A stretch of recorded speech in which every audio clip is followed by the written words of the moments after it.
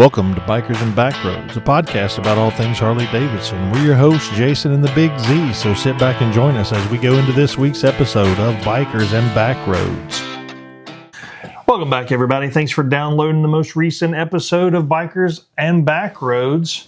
Thanks for joining us. We're here on YouTube. We're on everywhere you download audio podcasts. So if you're listening to us on the audio side, that's awesome. You can find us on Apple iTunes, Spotify, Amazon Music, anywhere that hosts podcasts. Also, we're on socials at Instagram and on the TikTok. We're at Bikers and Backroads. On X or Twitter, whatever you prefer, we're at BNB_pod. Look for our socials and posts. We're starting to write a little more, so we're starting to hit some of the social posts a little better. So we've had some good feedback from that stuff. Also, I pulled up the audio podcast on Apple iTunes, and it seems like for some reason Apple is not downloading all of our episodes, or they're coming very slow. So I'll do some digging into that. But keep following us, please, and you can find us anywhere on the others. You can even go to Podbean. It's a free host site.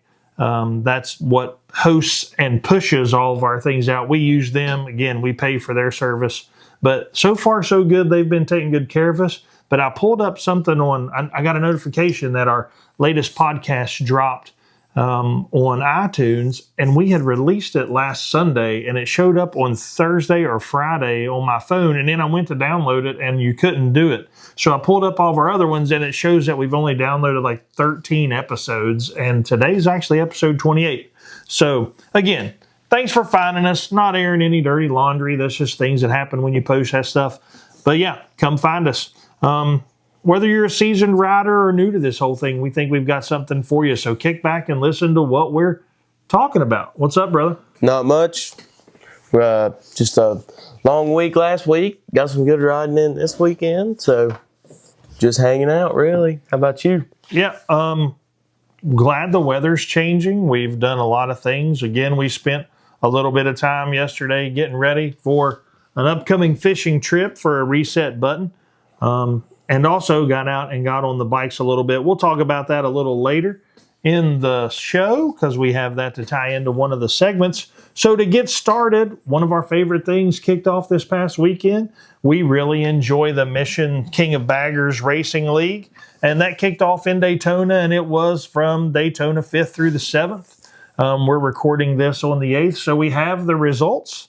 And I was kind of surprised at this because I watched these races on playback, and wow, for us Harley Davidson guys, yeah, those Indians are strong. The Harley team had nothing for the Indians going down the straight stretch or up on the banking of the wall, the high banking of Daytona and the curves. And I mean, it's kind of disheartening if you're a Harley guy and you're believing, hey, we got to get these Indian guys or the rivalry. You know, like I said, we don't ever wish ill on any other manufacturer, but results were as such in race 1 on Friday, March the 6th. The winner of the first King of Baggers race was Hayden Gillum, and he was on that new Indian Vance and Hines team, and he checked out, was gone. Like, Kyle Wyman got off the pole from the 3rd spot, took the lead into the the area of the track where the Harley Davidson just is probably a little bit superior in some of that technical stuff.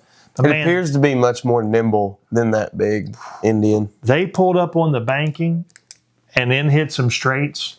And them Indians checked out. They tucked in single, like behind each other in a draft and just ran him down. Like he had a big lead coming out of the technical spot, and they just ran him down and he wasn't getting back up to him. So the winner again was Hayden Gillum. Second place was Troy Herfoss, his teammate on that Indian Vance and Hines team. And third place was Kyle Wyman on the Harley Davidson Dynajet machine. The race 2 on Saturday, March the 7th, went as follows. Troy Herfoss, again on that Indian Vance and Hines bike, checked out. Won. He, again, got out front. in the straights and on the high bankings. And Rocco Landers on an Indian ran second. And Kyle Wyman on the Harley Davidson Dynajet team ran third again. So 2/3 for Kyle Wyman. And if you hear a sense of Harley Davidson pride, we are Harley Davidson guys, of course. If you followed us at all, that's where we're coming from. We love all things Harley Davidson. We just got to find some speed. Yeah. That I don't even know that. I mean, I wouldn't think that new Power Plus motor would be stronger than that. What is that, 135 they're running on that race bike? But, one thing about racing, nothing's stock other than they got to use a stock clutch, right? So that's one of the rules in power of King of Baggers. So, yeah, they'll get it right. The next stop for the King of Baggers is going to be April 17th through the 19th at Michelin Raceway at Road Atlanta in Georgia. But another thing we like is the Super Hooligan stuff. Those stripped down bikes. And we had talked a couple weeks ago that like Saddleman Racing Development was racing an FXR. What's your thoughts on that? Dude, it looked, if you haven't had a chance to see it, it's all over social media. The bike looks awesome. Yeah. I mean, it looks like a full-blooded race bike. And it's kind of crazy to see because you can easily pick it out because you're watching all these monoshock bikes, and then there you see an old dual shock swing arm, and it looks great. But I think it's super cool that they're going out and building that platform to race, just because it's so popular in the the Harley world right now. Those bikes have gotten a lot of attention recently, so I just think it's super cool that an FXR is coming up in a Super Hooligan, and it's a bike that's 30 years old, racing some of these brand new bikes. And then from the results, it appeared it was really running pretty strong. Yeah. So the Super Hooligan race goes as such. James Rispoli, your last year's champion, won the race. He's racing for Saddleman Race Development. He's on a Pan America. Yeah. His teammate, Corey West, was second. Again, Saddleman Race Development team on a Pan America. And their other teammate, Jake Lewis, Saddleman Racing Development on a Pan America from Harley Davidson. He went third. So there's a Saddleman Race Development sweep of the podium. But coming in fourth was the FXR air oil cooled mixture motor. They've developed that, and he ran fourth. That's pretty awesome. So great job for the old guys, bringing back some nostalgia. Yeah. I know there's a lot of racing leagues, local stuff that does like old bikes, and you race pre-World War II bikes and stuff where they run vintage classes and things. But this is actually like you said, a 30-year-old motorcycle design. The frame definitely is FXR. I'm sure it has to be modified to meet race standards. But it's true to its air and oil. It has some oil cooling, I'm sure, on the heads. But I mean, it is truly still air cooled in some of its way. That big old air cleaner hanging off the side like a snorkel. It definitely looks totally different than that Revolution Max motor that's racing on the Pan America. Yeah, I mean, it's awesome. Obvious. It's a Evo motor. Yeah, go check it out. It looks great.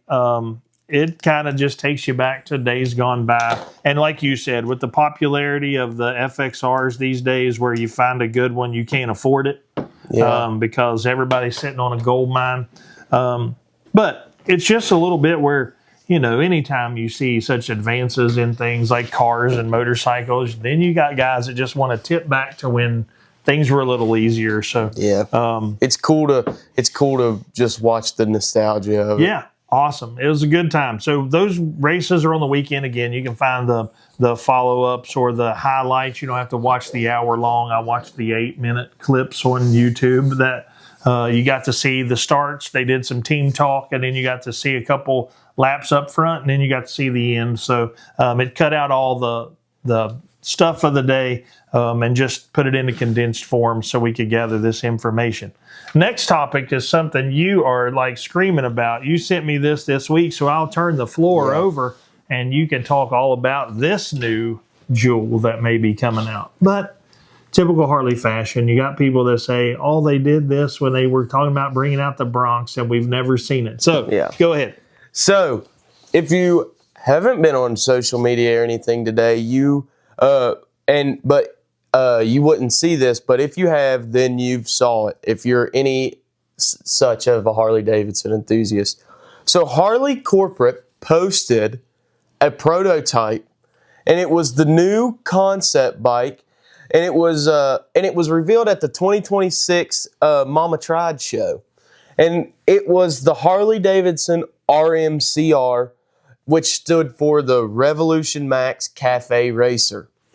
It's the 1250 Rev Max motor pushed into kind of a cafe style furniture. It looked very much like it was full blown a prototype. It was its own bike. Yeah. You can tell if it's the prototype stages though, they're pulling some of the framework looks a little bit Pan America. But was it its own bike? Absolutely. Like I thought the swing arm looked different, the forks are different, and all of the tins are different. But this bike, it's looking back and it's like blending the old school XLCR like 1200 Cafe Racer from back in the 70s. And it's a super sweet, super cool looking bike. My thought whenever I saw it was if they make that with the success of the Pan America and you've got Buell's Super Cruiser coming back, and everybody remembers back in the 90s, and what's funny is even like the early 2000s Buells are becoming super popular again right now. And everybody's like, oh man, it's the OG Harley Davidson sport bike. This was that because early Buells were really legitimately what that was. So now you've got Harley posting a prototype of a Cafe Racer sports bike in and of its own. Like it had the 17-inch wheels, just like every other sport bike does. It was just the whole styling was old school. It looked fun to ride. I mean, with that 1250 Rev Max, I'm sure that thing would be absolutely rowdy, and it would be a blast. And my thoughts on it, which I saw a TikTok about it that somebody had posted, but I had the same thoughts, and it was if this comes out at a price point that is affordable to the average person, like even more, like I'm talking, this is a sub 20.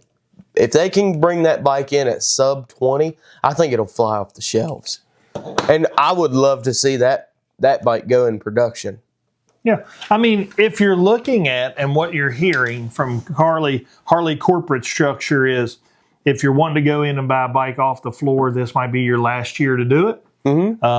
If you're going to introduce a bike like this and you have to order it or you pre-order it. I mean, the Buell Super Cruiser took pre-orders, but it took a little longer than people wanted for them to deliver it, but everybody that's getting it's super happy. If you've got it in prototype form, I mean, I've read a lot of things and seen some influencers that were like, they asked Harley if they could ride it, and they're like, it doesn't even run right now. It's just for looks. Like, everything's in it and could be pretty much to scale, but it doesn't run. It could just be a fake look, like whatever, for the motor, one that doesn't have any weight, but you're moving things around. You're loading this thing on and off a truck to go show it to people and things like that. But to throw a leg over it, get some dimensions of it and see what it is, that would be awesome. But like you said, I think this bike has to be, you say sub 20, I think it has to be sub 15. I think 14.9, because it's going to be very niche. It's going to be somebody's going to have this bike. It's probably not going to be your daily rider. It might be if you're an in-towner. I think I'm with you. I mean, I'm not to interrupt you right now, but the reason I'm even saying that is I know you just said a very good point. It's going to be a niche community. But if you look at what some of the Japanese bikes are doing on their nakeds, like you've got the Yamaha YSR, which is their throwback old school cafe racer style to their MT-09 platform. You see them all the time. Kawasaki has one on their Z900 or Z1000 platform, and it's a old cafe racer, vintage looking modern sport bike. So that is definitely a niche community, but those bikes are selling pretty well, and those guys are selling it. So if this was Harley's kind of answer to that, I don't think they'll have any problems because it is throwing back to the old XLCR, which was a cool bike in and of its day, and a lot of people don't really know that Harley even made that. But this bike is going to be, its own Harley's version of that cafe racer throwback style. But it could potentially be a great chance to get their foot back in the door with that performance track bike. I think that bike has a very European flair. So yes. Your overseas market may go like, hey, look at this cafe racer, because old school Triumph Bonnevilles, all those still sell very well. Even here. Royal Enfields, all those little racer cafe type setups or this little hopper bikes. I mean, you might be talking 10, 15 mile a day bikes. But anyway, you have to think that, if you're going to keep the Sportster S and stuff like that, is it time to upgrade that frame? If you're Harley Davidson, if you design this cafe racer frame, or you have something that the Rev Max can go to, or if it's a new possibility of what maybe the Pan America frame and things like that can be, if you're going to do some R&D to that, you don't have to. If it's something you can carry on your development of into other things, it's worth it. I think. Are you going to design a new bike from the ground up to sell 100,000 units of it worldwide when cost and penny pinching and all the bean counters are telling you we got to sell more bikes, we got to take care of people, we can't outprice ourselves out of the market? I don't know.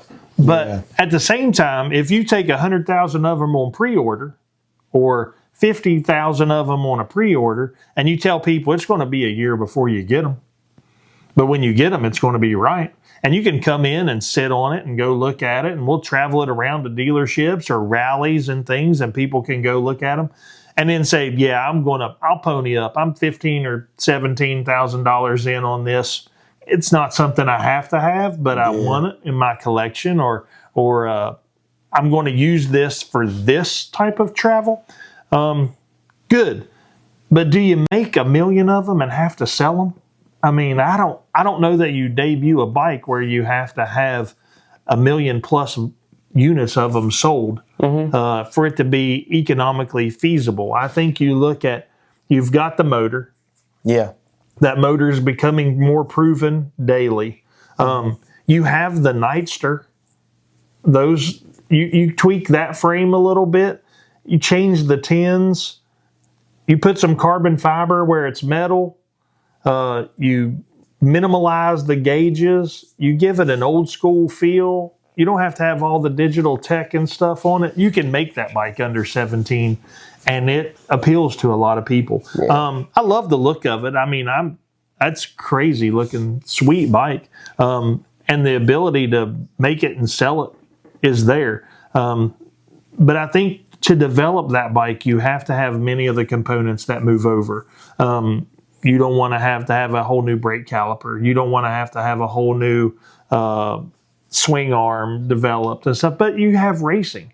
Mm-hmm. Do you pull some of the R&D from the racing swing arm off the hooligan bikes?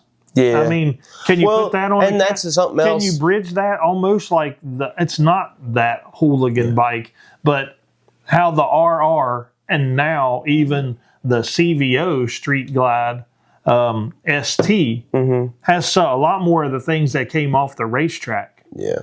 That's higher price points than I think the cafe racer people want to be at. But you could have some of that same R&D going over there, and you're not buying a $20,000 swing arm to put on a little hopper bike for a day cruise, but that technology can spin down, and that development can, hey, rather than do this, or we can use this material to do that and get the same look. Yeah. We can get weight reduction here and things like that. So I think that's the stuff that drives your company forward. I know a lot of people bash Harley that they've never seen the Bronx come to production. Okay. Is development of the Bronx something that Harley can look at and say, yeah, when we showed the Bronx, we developed these 5 parts and now they're on these 10 bikes. We never put a Bronx out, but we put it in front of people, and it really allowed us to develop 5 new things that are going to be part of our company for 10 years. That's how companies make money. This is not one-off motorcycles. This is Harley Davidson Motor Company. If you want a one-off custom built, you're going to ARC. You're going to, I mean, Keanu Reeves will build you the bike of your life if you want to give him $100,000 to do it. And they'll let you come out there and be measured for every phase of it. And it might take you 2 or 3 years to get it. If that's the experience you want, great. But that's not a company that's in the production business to sell millions of units worldwide. Your corporate structure is not that of a one-off bike. So I love that idea. I love the fact that you push it. I love the fact that they're putting it out in front of people. I think it is a cool little bike. Would I love to ride that thing? Yes. But do I think this is a chance to maybe look at testing the waters of, hey, this is a platform, we'll build it to your specs. You want a road glide, you go in, you're like, I want these bars and this trim and these tins, and that bike shows up in 6 weeks. This might be I want one of these cafe racers, and I want it in this way and that way, or it only comes one way, or maybe it comes in blue or black or whatever, or red or whatever. You order that, and it may take it 6 months to get here. Are you okay with that? Yeah. I mean, I would say people that want that are okay with that. You're probably not going to walk into a Harley dealer and see 5 of those side by side. I don't think that lines up with the vision of streamlining some things in corporate Harley Davidson. But it doesn't mean your development needs to be stagnant, because you need to be bringing new things to the market. But to release that at Mama Tried, a custom show, beautiful. Yeah. Smartest thing ever. That was a very good choice on Harley Corporate. That was a great place to reveal that bike. We've been up there and saw Mama Tried at the museum, at least the phase of the exhibits that were there. I mean, we saw a Willie G custom bike that he had built off-site at Harley, and the rumors of the warehouse where he has things that a lot of people have never heard or seen, and him and a buddy put together that bike, and it was on big display there at Mama Tried. I mean, it is a custom bike, handmade, specific machine parts, one-off stuff on these bikes, where they start with something that is a name and a company, and it doesn't look like it at all by the end of the time. The Mama Tried show in Milwaukee, great place, great move by Harley Davidson. Awesome job. I'd love to see this bike. If we get around somewhere that it's touring, or Harley brings it somewhere close to us, I want to go see it. I want to stay tuned and be involved in that stuff. But just like that, last week we hit on the end of Homecoming. Yeah. And then we see all these other people who talked about the end of Homecoming. So one thing that lets me know that we're right in tune with what a lot of the bigger people are talking about. So this is going to be getting some traction. And I just refuse to be negative. There's going to be people bashing this. Yeah. Oh, we've seen this before. So what? What? We as motorcyclists are the least pleasable people. Right? Yeah.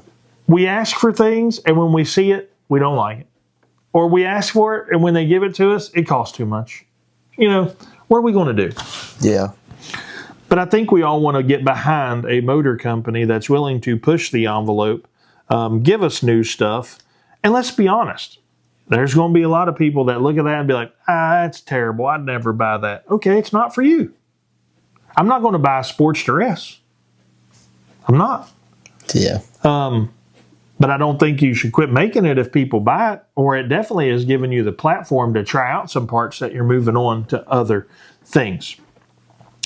All right, so next thing let's talk about is,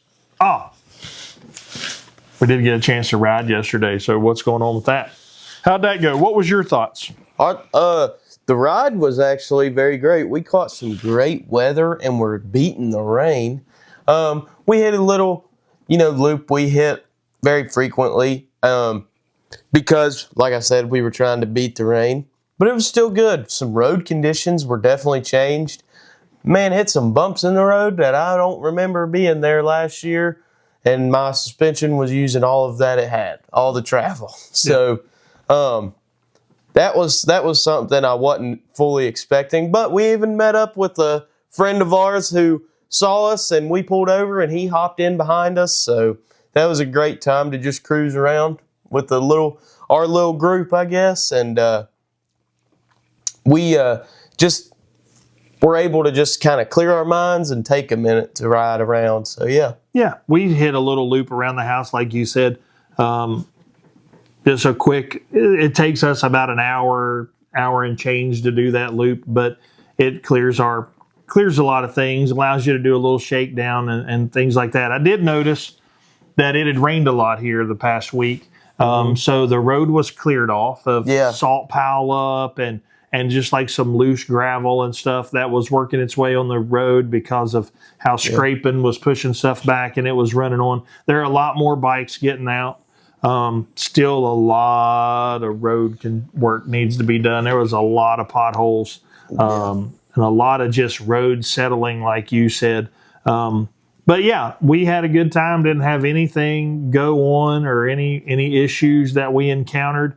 So it was a good day. That leads us into, we had a chance to do our safety tip of this week is what we did last weekend. So go over that. Just a little quick thing we do. So we just recently did our 3-hole oil changes.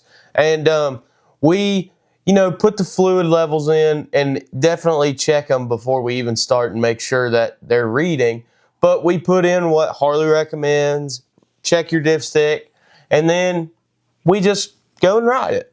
So now we've went on a couple rides with it. And one thing we made sure to do and made a point to do yesterday was do a final check, a true check, because now that has been circulated through the motor, heated up, cooled off, to make sure the levels are proper on the dipstick. And that's just for peace of mind and to make sure. And there have been times, there were oil changes that I've had to been adding a little bit on one or the other. And then there are also times that you realize it's perfect, or maybe it's a little bit, over. So you got to just, take just enough to suck it out with a turkey baster or something, not too much, but you just want to ensure that those levels are correct, because you don't want to just have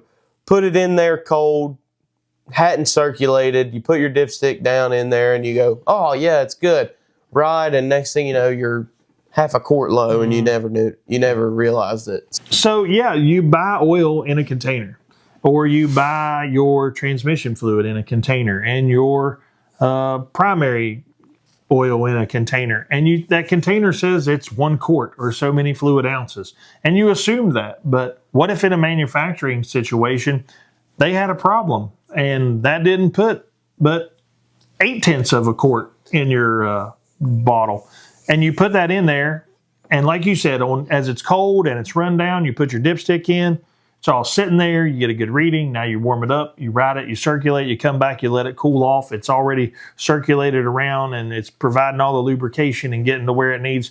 And then your cold level, you check your dipstick and it's a little low or a little high. You add if it's low, and you can take out with a syringe or a little baster or whatever you use, just because your bikes are set to run on optimal levels of fluid. And you don't want to just go putting too much in, because that can be too much pressure and problem in your motor and tough on things. And you definitely don't want to run it on too little, because that totally messes up things as far as lubrication. And that is a key when you are running a mechanical machine, and that's just 100% avoidable. If you have a failure on your machine and it's because you didn't check your fluids and change them and do routine maintenance, then that's just on you. I mean, it's part of having a machine, that you're expecting that machine to take care of you as you go out and ride and put down miles and have lots of smiles and good times. And if you don't take care of it, it's going to let you down. But one thing we were doing yesterday is riding, and as the road conditions are getting better, I'm really looking forward to putting my new tires on and getting some miles on those things. I think that will change some things for me, a little more grip and a little more this, that, and the other. And my tires just are beyond their wear life, I think. But I'm just letting the weather get right before I get them things put on. Yeah, so. I'm really needing to look into heavily on start doing some tire changes. That's something I noticed yesterday and looked at. So I think both of us are. I'm with you. I agree that I think putting some new tires on is going to change a lot of the feel for me. But I've got some plans coming up, so yeah, we'll see what all happens. So we're going to end today's with just this segment, and it says back to like a one question thing or something. And I just heard this debate the other day. We were talking about, actually, it wasn't in motorcycling. It was something maybe in my job, and some people were talking, and they were like, yeah, when I started doing that, I had always heard that this was a problem. And the more I do it, the more I realize that was just a myth. So just for some spark of conversation, I told Z, I said, what is one thing that you heard about or thought about motorcycling or having a motorcycle or whatever, or something people always told you that now that you're a few years into this riding and enjoying your motorcycle, you've proven to be untrue, or that their premise was wrong, or that you just realized that it was kind of misleading, and you don't want to lead anybody to that type of mentality at all. So if you've got some ideas, let's talk about them this morning, and we'll share that with the listeners. One thing I kind of think is wrong is that I want to say it's that people will tell you like things about the culture and that it kind of is what it is and you're not going to change it and that's what you have to be. But I find out that's just not true. Mm-hmm. Like certain stipulations, like things like, oh yeah, if you're a Harley or a cruiser guy, you and sport bikes can't get along. You can't ride with sport bikes. That's so untrue. I've ridden with guys and know a lot of sport bike riders, and we're friends, and both still love talking about the same thing, just motorcycles, riding the same roads, and talking about how fun it is. Another one is like, especially in the Harley world, it's the culture, MCs, clubs, rallies, yada yada. Outlaws, that's what you gotta be, and riding and how you gotta act. That's not true at all. We know doctors and lawyers and everything, like all kinds of different people that ride bikes and they just enjoy it. They have fun doing it. And then now you've got, the leather chaps and leather jacket guy, but you've also got guys like me and you that are just normal people, vans and Dynas and just, you've got all of that stuff.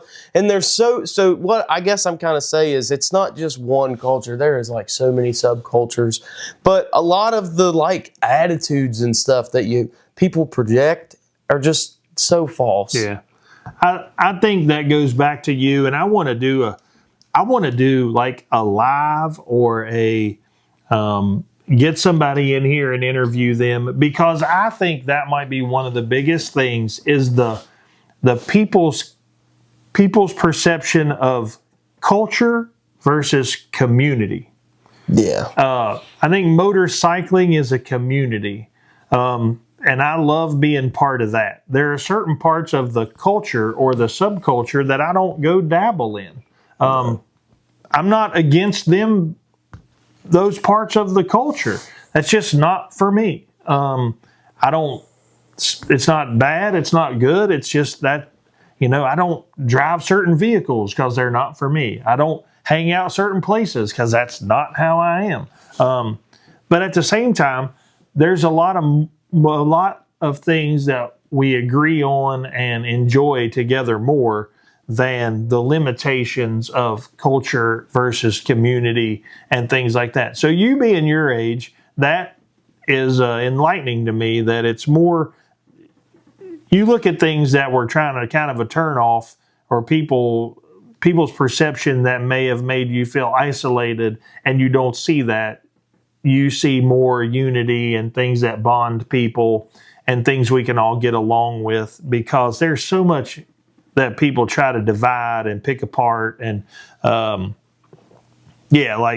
just think the fact that people tell you all this stuff, or you don't want to do that because you'll end up riding with a club. If you want to ride with a club and you're in a club, fine. But just because you have a Harley Davidson in your garage don't mean you ride with a club. Yeah. And people don't understand And every that. club is not a 1%er club. Every club. There are some good clubs that are just guys that just go out and do good. Yeah.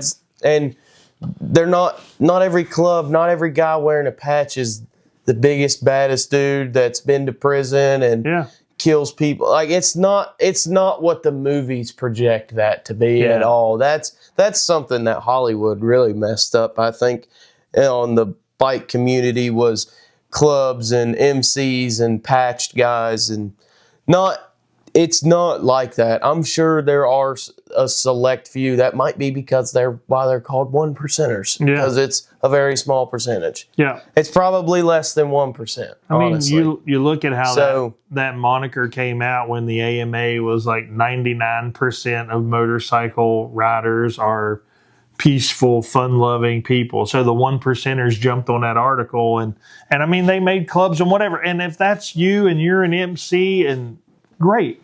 I've met guys that ride in MCs that some people would avoid on the walking down the aisle of a store. Yeah. That have been nothing but respectful and super nice to me. Yeah. I mean, and they're probably the one dude that would come and pick you up off the side of the road at 3 a.m. That might be the guy that would stop. Yeah. If you're broke down, and we talked about that in a couple episodes about etiquette and stuff. But at the same time, as I ask you that question, my thought process was totally different. And it does go back to some of our other shows. I think everybody, a lot of the stipulation for people that don't ride motorcycles, and some people it's a safety thing and whatever, and you're just as, when it's your time to go, it's your time to go, and there's risky behaviors we do every day. But the fact that people talk about how expensive it is. Yeah, I was almost going to answer this. To get into motorcycling, and I think it's wrong. Yeah. Can you buy a car that is cheaper? Yes. Can you go buy $1 million car? Yes.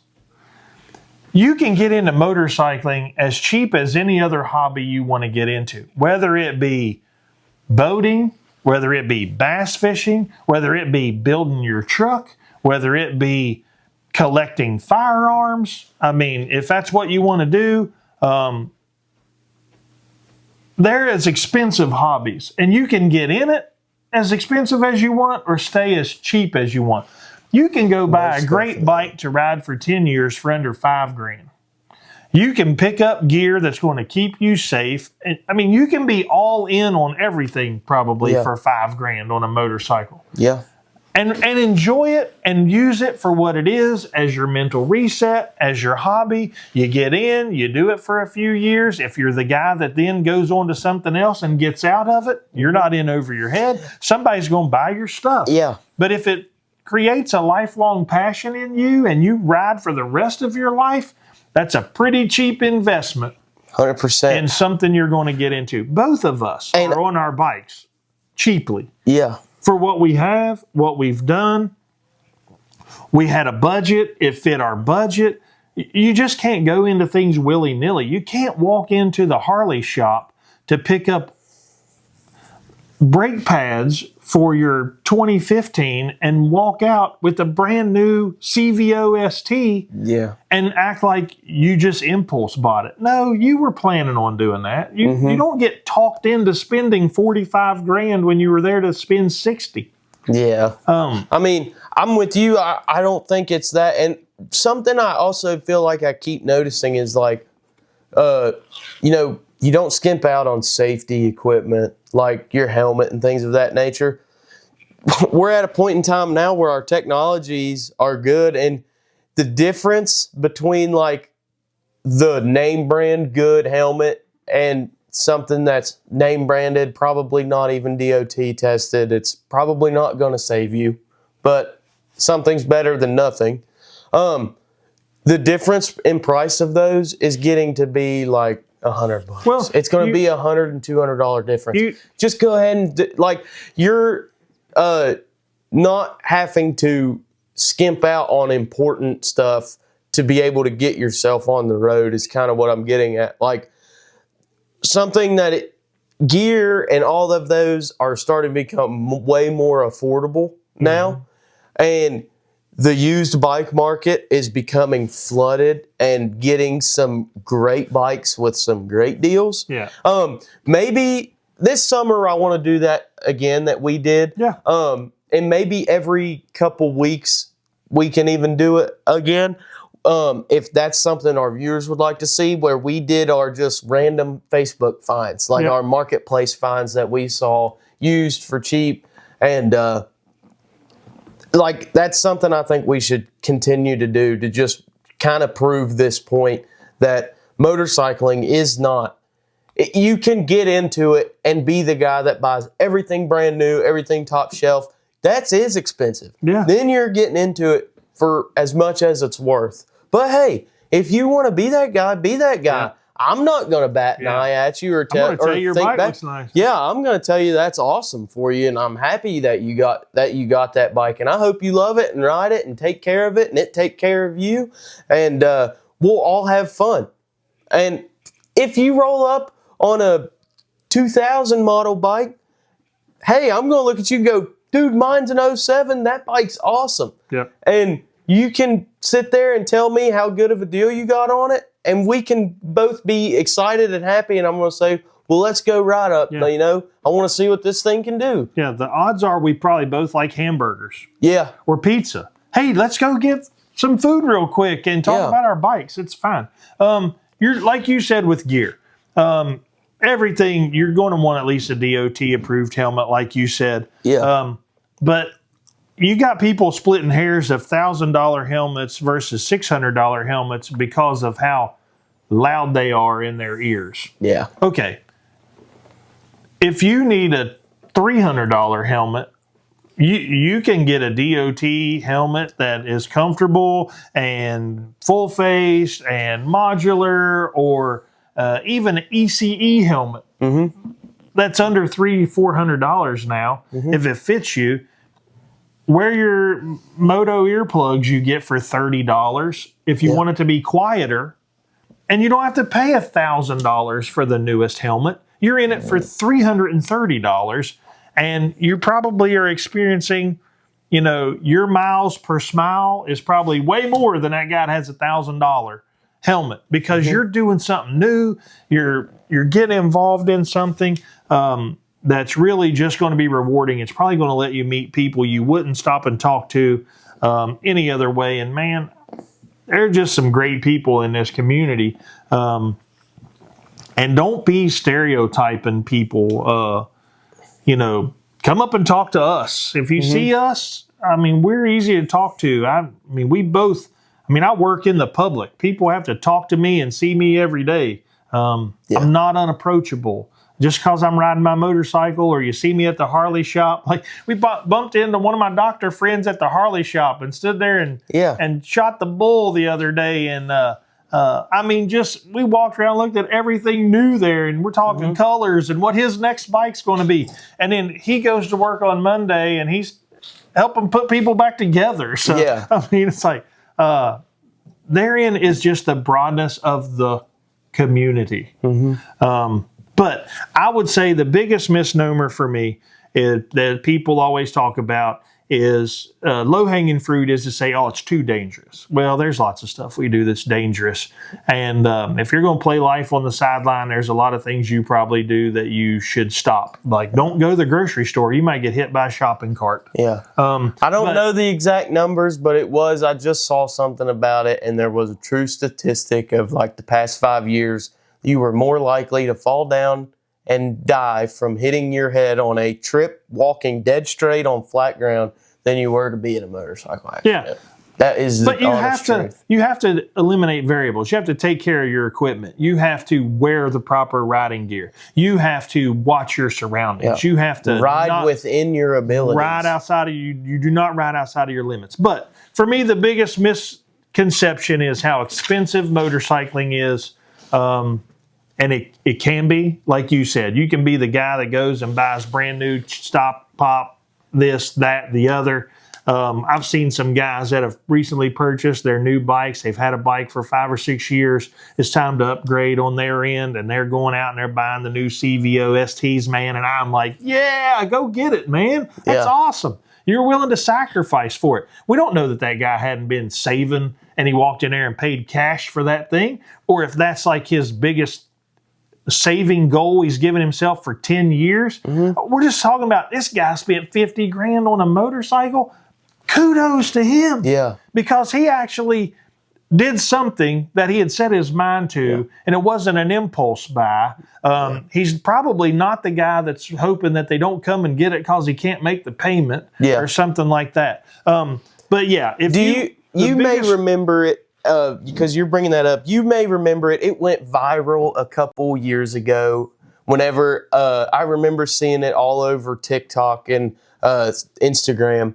It was at a Harley dealership, and it was an old man and an old woman, and he got to ring the bell. He had just bought his first ever brand new motorcycle to himself as a retirement gift, and him and his wife were both crying tears of joy because that was like the first brand new vehicle, like car or truck they had ever bought, and he bought himself a brand new Harley Davidson like right after he retired, and they were planning on traveling the country and together on it, and because they had rode, like they had been riding, but like that is the truth of it. Like, I'm sure that guy rode cheaply for years, absolutely, a long time. And to retire, him and his wife both in tears, so happy that they had just bought their first bike, brand new bike. I mean, that's awesome. Yeah, you know, those things I think are just part of the story. Yeah, of motorcycling and what it means and what it does for people. And you know, if you never go in and buy yourself a new car, there's lots of people that buy used vehicles their whole life and things like that. But you can get into something that totally puts a smile on your face and gives you the ability to just get out and connect and experience, wind through your hair, sight, sound, smell. That just is a human reset button for me. And man, you can do it as cheap for as fun as you want to do it. So, go ahead and take us out of here. We got to jump out of here and go get some lunch. So yeah. Well, that's all for today's conversation, guys. Thanks for joining us. Hope you enjoy watching us over here on the YouTube side. Be checking, and we're going to be posting some more updates. Our socials, we're hitting those up more, especially with this weather break. And as we get a chance to take more pictures and videos for content to produce, it's becoming that time of year that it's a lot easier for us to get that to you. And hey, this is going to be the first, summer and early riding season we're going to be, because we started this about late riding season last year. It's been an awesome journey, so we're excited to see how this goes. And then, we're going to be on, Instagram, Bikers and Backroads, TikTok, Bikers and Backroads. We're on X, B&B_pod. And then we're on all of your places you can get audio podcasts. But like we said, we're going to look into the iTunes problems, we'll make sure of that. But we're anywhere you can get your podcasts at. So that's Spotify. Podbean is a great one that like we said, that's what pushes us. Anywhere else you can get audio podcasts, we're there. So if it's not on iTunes, check somewhere else. But it's always going to be posted on YouTube as well. Y'all just stay safe. Hope you get a chance to ride, and we'll holler at you later. You riders, stay safe. Be blessed. We'll see you next time.